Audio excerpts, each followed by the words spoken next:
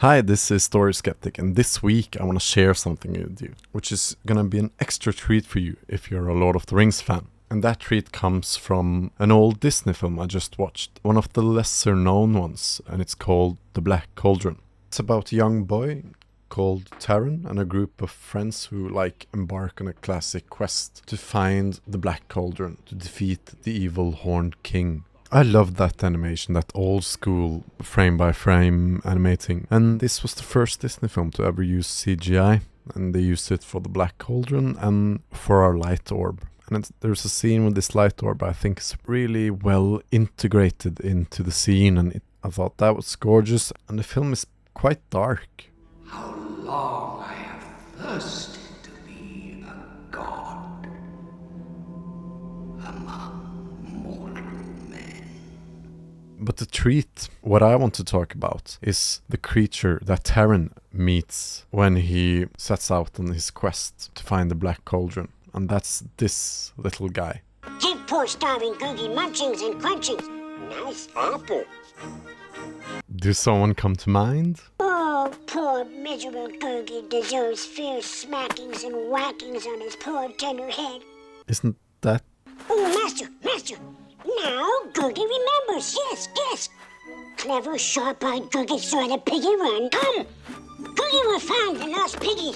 So, yeah, you guessed right. It's basically Gollum. The similarities are uncanny. Just the way he talks, the way he moves, and the speech pattern, it's so similar. And just almost how Gurgi is as a character in helping this master with his quest. And I mean, in the very end, there's a confrontation between the main character and this Gurgi creature. Gurgi throws himself off a cliff and falls into the Black Cauldron and dies.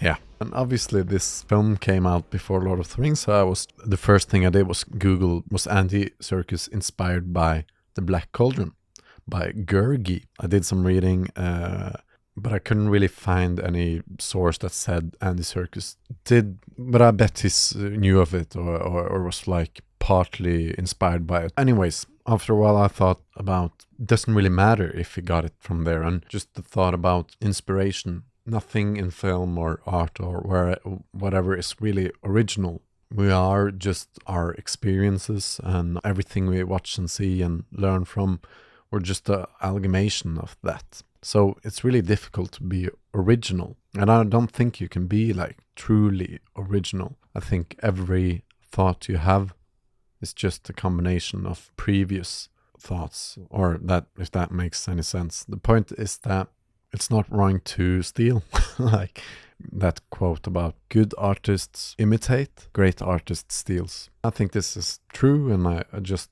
something I thought about. There's nothing wrong with just being inspired by previous works. It's actually how you get new types of films. Everyone is inspired. And the great thing is if you can do it even better or combine it with something else and take it even further. And let's say Andy Serkis was inspired by this performance from the Black Cauldron. This would really be the case where he took it further. He talks about how he was inspired by his cat throwing up a hairball. And then he started to literally go like that.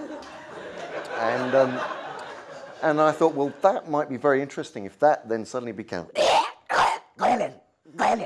So that's kind of how the voice started to come out. And that you can see in the way he repeats Gollum in this cat-like thing. He made it into something unique. So I think it's really great. And it's just kind of fun to see it pop up in an older type of movie. This is not just in films. This is it's in everything. Like I said, nothing is really original. It just grows into something new. And this is the same in science. So I'll leave you with one of Isaac Newton's most famous statements.